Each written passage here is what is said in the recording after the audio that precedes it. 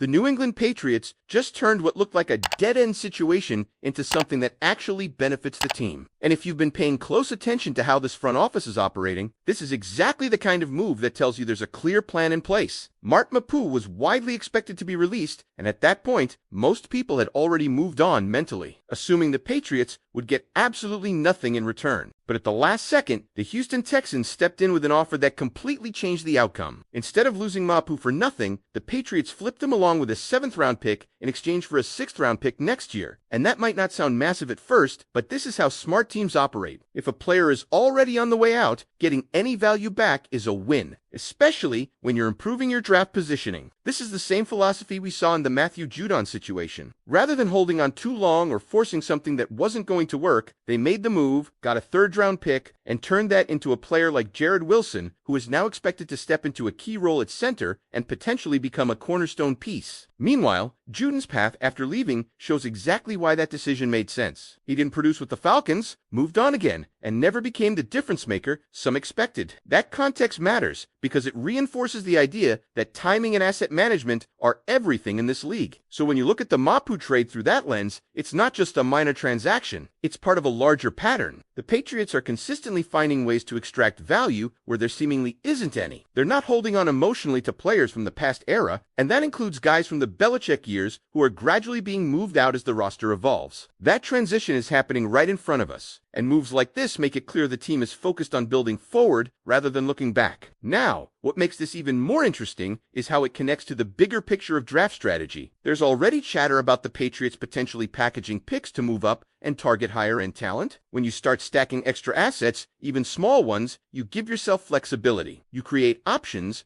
and whether they stay put or make an aggressive move up the board, having that additional capital matters more than people think. This isn't just about one player, it's about positioning the team for multiple moves down the line. At the same time, there's another storyline developing that could have ripple effects across the league, and it revolves around A.J. Brown, depending on what the Eagles do in the draft. Especially if they decide to take a wide receiver early, it could signal something bigger. If they invest heavily at that position, the question becomes unavoidably, are they preparing to move on from Brown after June 1st? That possibility suddenly makes the situation a lot more real. It's not just speculation anymore. It becomes a scenario you can actually connect to roster decisions. And when you start seeing mock drafts linking names like Denzel Boston or even other receiver prospects to Philadelphia, it adds fuel to that conversation. Even if nothing happens immediately, the idea alone is enough to get teams and fans thinking. Because if a player like A.J. Brown were to become available, that changes the landscape instantly. It's the kind of move that doesn't just impact one team, it sends shockwaves across the league. So now, you've got two parallel developments. The Patriots quietly stacking value and making calculated moves, and a potentially explosive situation brewing elsewhere that could shift the market. And if you're a Patriots fan, you have to be wondering how those two paths might intersect. Because if there's one thing we've learned, it's that this front office is not sitting still. And that brings everything back to the bigger question: are we watching the early stages of a much more aggressive strategy than people realize? Or are these just isolated smart moves that don't necessarily lead to something bigger? What do you think the Patriots are really building toward here? And when you start connecting those dots, it's hard not to feel like something bigger is quietly taking shape behind the scenes, because these kinds of calculated, low-risk moves usually don't happen in isolation. They're the foundation for something more aggressive later on. The Patriots aren't just cleaning up the roster or making minor adjustments, they're positioning themselves to react quickly if an opportunity presents itself, and that's where the A.J. Brown situation becomes even more intriguing from a New England perspective. Because think about it for a second. If Philadelphia does go wide receiver early in the draft, and if that signals even the slightest openness to moving on from Brown, you're suddenly looking at a scenario where a proven high-level receiver could hit the market. And for a team like the Patriots, who have been searching for a true difference maker at that position, that's not something you just ignore. That's the kind of moment where all those extra draft assets, all those small window margins moves, suddenly become incredibly valuable. Now, that doesn't mean it's guaranteed to happen. There are still a lot of variables, and the Eagles could easily hold on to Brown and shut down all the speculation. But the fact that this conversation is even happening tells you how fluid things are right now. And if you're the Patriots, you're preparing for every possible outcome. You're making sure that if a door opens, you're one of the teams ready to walk through it immediately. At the same time, there's another storyline that's been gaining attention. And it's one of those situations that feels almost too bizarre to be real, but it keeps getting talked about because of how unusual it is. The whole Mike Vrabel and Diana Russina situation speculation has taken on a life of its own, not necessarily because of confirmed facts, but because of the theories and speculation surrounding it. And while it might sound like off-field noise, these kinds of narratives can sometimes have real consequences, especially when they start to touch on credibility and perception. There are people out there seriously floating the idea that the Tennessee Titans could be behind some kind of effort to damage Vrabel's image out of frustration for letting him go and then watching him succeed elsewhere. It sounds extreme, but it speaks to how strongly some fans feel about that decision. Vrabel was a respected figure in Tennessee, and his departure left a lot of questions that still haven't been fully answered. So when something controversial pops up involving him, it doesn't take much for those frustrations to resurface. Then there's the other theory, which shifts the focus entirely and brings Rossini's personal life into the conversation in a way that raises even more questions. The idea that someone close to her could be trying to impact her career, especially in a field where trust and integrity are everything, is the kind of speculation that spreads quickly if there's no concrete evidence behind it. And that's really the key point here. Whether any of these theories hold any truth or not, the fact that they're being discussed at all shows how quickly narratives can spiral in today's media environment. And for a team like the Patriots,